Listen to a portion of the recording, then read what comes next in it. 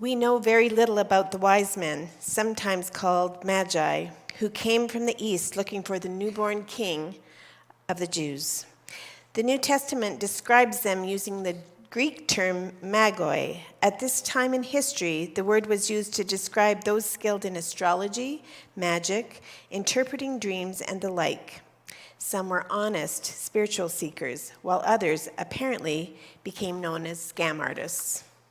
Scholars suggest that the wise men Matthew describes could have come from as far away as Babylon, Persia, or the Arabian desert. Reading from the Gospel of Matthew, chapter 2, verses 1 to 12. When Jesus was born in Bethlehem of Judea, at the time when Herod was king, some wise and learned men came to Jerusalem from the east. "Where is the one," they asked, "who has been born to be the King of the Jews? We have seen his star rising in the east, and we have come to worship him." When King Herod heard this, he was very disturbed, and the whole of Jerusalem was as well. He called together all the chief priests and scribes of the people and inquired from them where the Messiah was to be born. "In Bethlehem of Judea," they replied. "That's what it says in the prophet. You, Bethlehem, in Judah's lands, are not the least of Judah's princes. From out of you will come the ruler who will shepherd Israel, my people." Then Herod called the wise men to him in secret. He found out from them precisely when the star had appeared. Then he sent them to Bethlehem. "Off you go," he said, "and make a thorough search for the child. When you find him, report back to me so that I can come and worship him too." When they heard what the king said, they set off. There was the star, the one they had seen rising in the east, going ahead of them. It went and stood still over the place where the child was. When they saw the star, they were beside themselves with joy and excitement. They went into the house and saw the child with Mary, his mother, and they fell down and worshipped him. They opened their treasure chests and gave him presents, gold, frankincense, and myrrh. They were warned in a dream not to go back to Herod, so they returned to their own country by a different route. Our second reading is also from the Gospel of Matthew, chapter 3, verses 13 to 17. Then Jesus arrived at the Jordan from Galilee and came to John to be baptized by him. John tried to stop him. "I ought to be baptized by you," he said, are you going to come to me?" "This is how it's got to be right now," said Jesus. "This is the right way for us to complete God's whole saving plan." So John consented and was baptized, and Jesus was baptized. All at once, as he came up out of the water, suddenly the heavens were opened, and he saw God's Spirit coming down like a dove and landing on him. There came a voice out of the heavens. "This is my Son, my beloved one," said the voice. "I am delighted with him."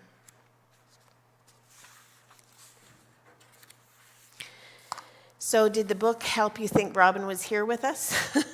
Hearing his voice? This is his words, and so I'm going to read them for you for the message today. For those of you who thought that Christmas was over, Epiphany, celebrated on January 6th after the 12 days of Christmas, actually marks the final celebratory day of the Christian holiday season. While most people begin taking down their Christmas decorations by New Year's, there is still a full week before many practicing Christians complete their celebrations of the birth of Jesus Christ. Epiphany is commonly associated with the day the three wise men arrived at the manger and has several different names throughout history and cultures. It is a celebration of the baby Jesus revealing himself to the world. Today is the first Sunday after Epiphany, as January 6th was actually on Friday, 2 days ago. If you think about it, we spend a lot of time anticipating Christmas. In fact, I guarantee you there's people who are already posting there's only 348 days till Christmas because people love it so much. Do they, though? Or do they love the anticipation of the moment and then it's gone? We spend a lot of time. In fact, some people, I'm not even going to ask for a show of hands, of how many people actually put their Christmas decorations up before November. Some people may have left their lights up all year long, but we do. And we get ready, and we have all that anticipation. We have Christmas parties starting in October. We have fun, and then it's Christmas Day, and then it's Boxing Day, and it's like, thank goodness that's over. It's not, though, and not just because there's 12 days. It's just not. You can put away your decorations all you want, but please only put away the decorations.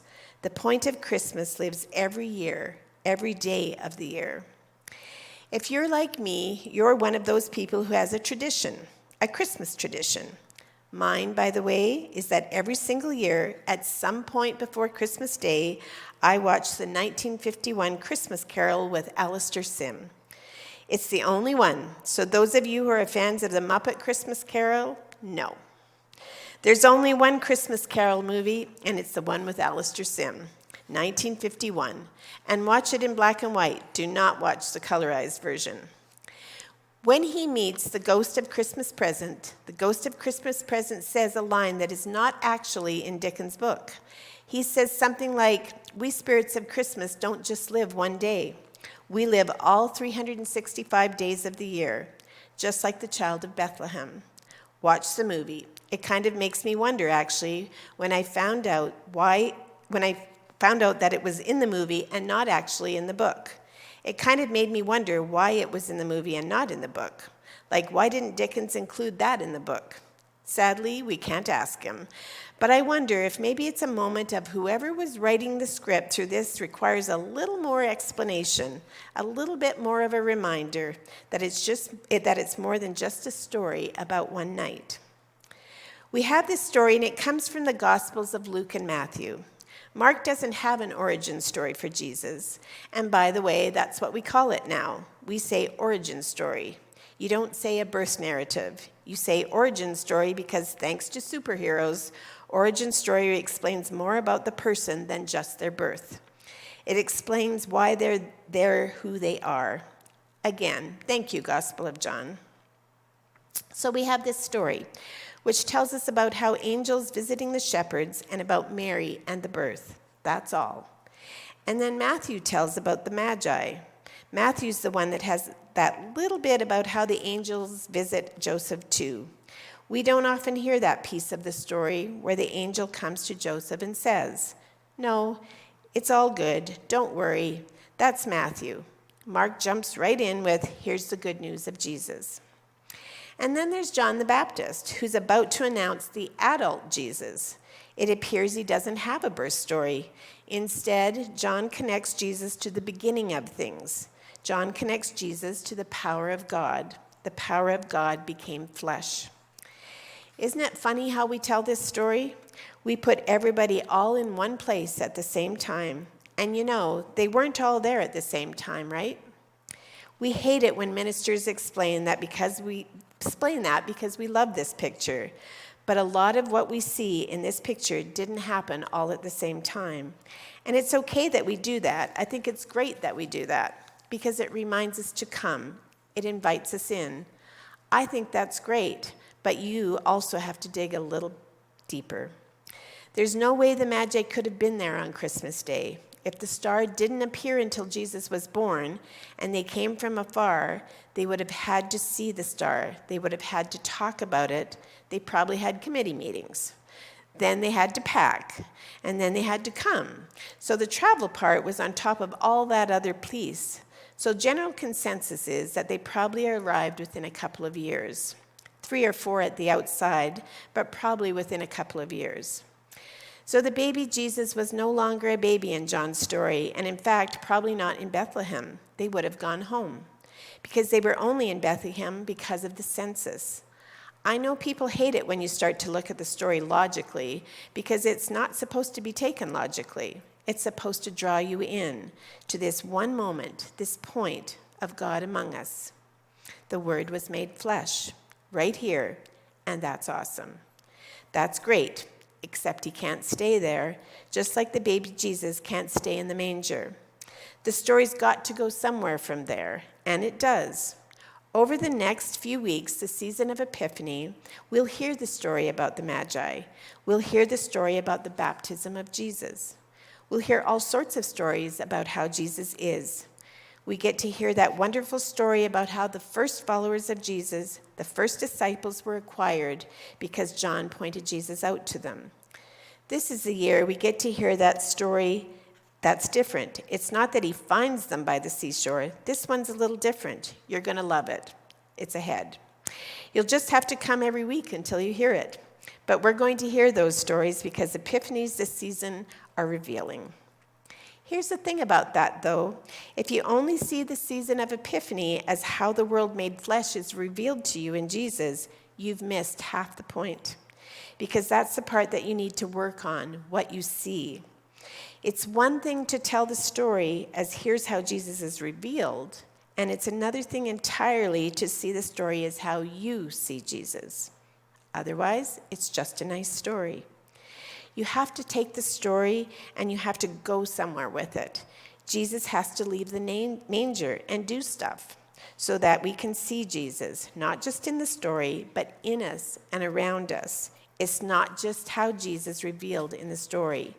It's that Jesus is an epiphany for us.